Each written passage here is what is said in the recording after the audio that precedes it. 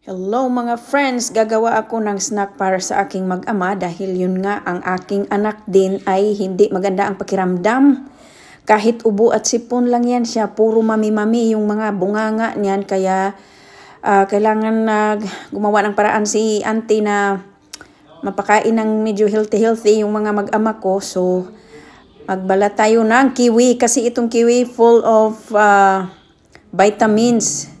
So, kiwi at saka itong apple ang babalatan ni auntie ngayon kasi nga yung anak ko kahapon kasi nag-ROTC sila kahapon.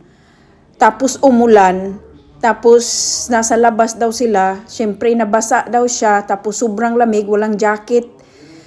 Ay naku, dahil sa inspection ng kanyang ROTC, ayun, umuwi kakahapon or kagabi, nagreklamo mami, I think I have a sore throat. So, ginoo ko, natuluyan nga. Sinipon ka agad.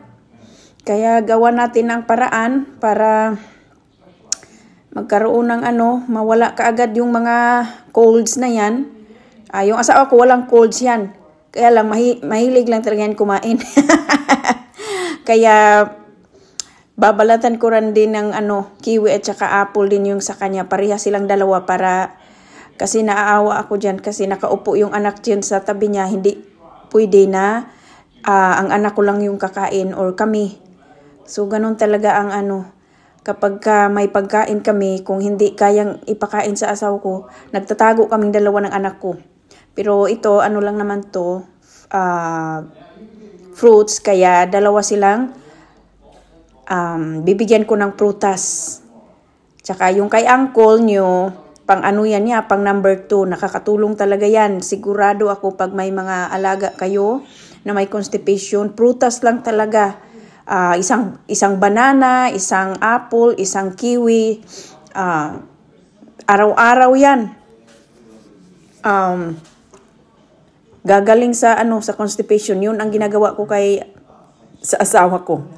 Laging may prutas yan. Kung hindi banana, prutas na mansanas or kiwi talaga. Yan sila. Pagka wala naman yan, kasi medyo may kamahalan minsan, no? Kung ano lang yung afford natin, pwedeng bilhin. Basta may prutas talaga sa araw-araw. Kapag may pasyente kayo na constipated, prutas lang talaga, makakatulong talaga yan. Ayan. Yan yung kay uncle nyo. Green apple at saka kiwi. So, nawala talaga yung constipation ng uncle nyo dahil sa prutas. Kaya yung sa anak ko naman, ay, kaysa pakainin ko ng mag-snack ng mga junk foods, ayan na lang muna, ayan. Sinipon lang yan siya, tapos sore throat, ganyan, nakaing-ing yan. Mana sa tatay yan. Mag-ama nga yan silang dalawa. O, ito pa yung isa, o. Hindi pa natin na ilapag yung prutas, nakanganga parang buaya. Pambihira talaga itong mag-ama ko pagkain talaga. Tapos hindi kakain yung anak ko, hindi kakain ng prutas, nasa lang yan sa counter kapag hindi ko binabalatan. Ganun talaga ang Sana kapag nag-asawa itong anak ko, siguro sweet din ito.